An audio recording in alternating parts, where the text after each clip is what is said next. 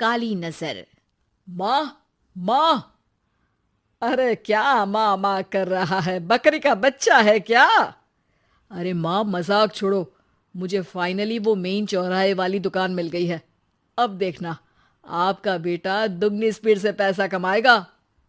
ओफो, ये क्या? मेरी ऑनलाइन मेकअप क्लास चल रही है। इतनी जोर से क्यों बोल रहे हो आप दोनों? अरे मेरी धर्म पत्नी जी, मेकअप क्लास बाद में करना। वो चौराहे वाली दुकान मिल गई है हमको। अरे वाह! रुको, मैं अपनी माँ को फोन लगाकर बता देती हूँ। अरे मैं भी अपने रिश्तेदारों को बता देती हूँ। कितनी खुशी की बात है। हाँ हाँ, मैं भी अपने दोस्तों को बता देता हूँ। 1 हफ्ते बाद रजिस्ट्री है। बस, घर में खुशी का मौका था। उन तीनों ने अपने अपने फोन उठाए और लोगों में बात फैलाना शुरू कर दिया। और रही सही कसर, श्वेता बहू ने अपने पड़ोस में सबको बताकर कर दी। अरे वर्मा आंटी, अब हम भी जल्दी कार ले लेंगे। घर का रेनोवेशन होगा और ठाट से रहेंगे हम भी। अरे, ऐसा क्या हुआ? लॉटरी बाटरी लग गई है क्या? अरे, इस बार चौराहे वाली मॉल में हमको भी दुकान मिल गई है। दुकान नंबर 21, जो एकदम चौराहे पर है। अब ग्राहक बढ़ेंगे तो आमदनी भी बढ़ेगी ही ना। अरे वाह, कितनी खुशी की बात है। मैं बहुत खुश हूँ तुम्हें इतना खुश देख के। बाकी एक बात कहूँ, सबको मत बताते फिरना। किसी की नजर लग जाएगी तो खुशी की खबर वापस लौट जाएगी। हैं? ऐसे थोड़ी ना होता है। अब डरा रही हो। अरे सही कह रही हूँ। काली नजर कहते हैं इस चीज को, जब आप किसी को कुछ बताओ और वो काम बिगड़ जाए। अरे लेकिन मैं तो। तुमने सबको बता दिया ना? हाँ, फोन लगा लगा के। अब बच के रहना। काली नजर बड़ी खतरनाक होती है। श्वेता इतनी खुश रहती है कि वो वर्मा आंटी की बात पर ध्यान ही नहीं देती, जबकि पड़ोस में और भी लोगों से खुशी की खबर शेयर करती रहती है। अगले दिन राजेश बहुत दुखी होकर घर आता है। अरे बेटा, क्या हुआ? मुंह क्यों सूजा हुआ है? मधुमक्खी ने काट लिया क्या? माँ, वो दुकान किसी और के पास चली गई। किसी ने ज्यादा भाव लगा दिया। अरे पर बात तो आपसे हुई थी ना उस दुकान वाले की। हाँ, आज मैं टोकन अमाउंट देने गया था, तब मुझे पता चला। कोई आकर सुबह मुझसे पहले ही ज्यादा अमाउंट दे गया। हम्म, काली नजर। क्या? क्या कहा? वर्मा आंटी ने समझाया था कि किसी को बताना मत, वरना काली नजर लग जाएगी। अच्छा, तुम्हें उनकी बात मान लेनी चाहिए थी। उनकी बात मान लेती, लेकिन उसके पहले ही सबको बता चुके थे ना हम तीनों। अरे अगली बार से ध्यान रखेंगे। कोई भी नई चीज होगी तो किसी को नहीं बताएंगे। तीनों कुछ दिन ऐसे ही रहते हैं, पर एक दिन श्वेता को एक मेल आता है। राजेश, मेरा ऑनलाइन मेकअप कोर्स कंप्लीट हो गया। अब मैं खुद का पार्लर खोल सकती हूँ। अरे वाह, अपने मोहल्ले में ही खोलते हैं। ये जो घर के सामने दुकान है ना, वहीं। हाँ, यहाँ सस्ती भी मिल जाएगी। अगले दिन श्वेता वर्मा आंटी के पास जाती है, मिठाई का डब्बा लेकर। अरे आओ आओ, कैसे आना हुआ? जोर से नहीं बोलूंगी। वो सामने वाली दुकान है ना, वहां मैं अपनी पार्लर की दुकान खोलने वाली हूँ। उसकी मिठाई है। अरे वाह, बहुत बधाई हो तुमको।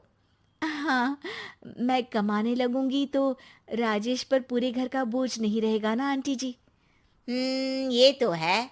पर ये बता कि तूने ये बात किसी और को तो नहीं बताई ना? अरे नहीं नहीं, पिछली बार गलती कर दी थी। काली नजर लगी किसी की और राजेश के हाथ से वो दुकान चली गई थी। सबको मत बताना। चलो मैं चलती हूँ, कल दुकान की बात करने भी तो जाना है। अगले दिन श्वेता दुकान के लिए मालिक से बात करने जाती है। अरे लेकिन दुकान तो हम कल रात को ही किसी को दे चुके हैं। कल ही? हाँ, कल ही। 2 दिन बाद कोई यहाँ पार्लर भी खोल लेगा। अब कहीं और दुकान देख लीजिए। अरे पर हमको भी तो पार्लर ही खोलना था। हाँ भाई, ये एक ही दुकान है, आधी आधी तो नहीं दे सकता ना मैं। राजेश और श्वेता घर पर हताश होकर आ जाते हैं। इस बार तो किसी को बताया भी नहीं था, अब किसकी काली नजर लग सकती है। सुनो, तुमने माँ को बताया था क्या? अरे कैसी बात कर रही हो, माँ की नजर थोड़ी ना लगेगी। पक्का तुमने किसी को नहीं बताया था ना? सिर्फ वर्मा आंटी को बताया था, उन्होंने ही मुझे किसी को नहीं बताने को कहा। अरे यार, तुम भी सही हो, मेरी माँ को नहीं बताने को कह रही हो, पर वर्मा आंटी को बताना तुम्हें जरूरी लगा। अरे वर्मा आंटी ने ही तो काली नजर के बारे में बताया था ना, वो हमेशा हमारा भला ही तो चाहती हैं। मेरी माँ भी हमारा भला ही चाहती है। अरे पर चिल्ला क्यों रहे हो? बात नहीं कर सकते क्या आराम से? नहीं आता वो आराम से बात करना, और करना भी नहीं चाहता हूं मैं। दुकान जाने का दुख गुस्से में बदल गया था और राजेश और श्वेता में बात बंद हो गई थी। 2 दिन बाद मोहल्ले में पार्लर का इनॉग्रेशन हुआ, जिसमें मोहल्ले के सभी लोगों को बुलाया गया, पर श्वेता, राजेश और माँ नहीं जाते। माँ, अंदर आ जाओ, क्या देख रही हो? अरे नया पार्लर देख रही हूं अपने आंगन से। देखो, माँ को दूसरे का सुख देखने में कितना मजा आ रहा है, मेरा दुख नहीं दिख रहा इन्हें। यहाँ मेरा पार्लर भी तो हो सकता था। अरे चुप रहो यार, हर बात में लड़ाई क्यों ढूंढ रही हो? राजेश और श्वेता फिर बहस करने लगते थे। तभी माँ ने दोनों को बाहर बुलाया। अरे जरा देखो तो, दुकान चलाने वाले का बोर्ड पर नाम क्या लिखा है? श्रुति वर्मा।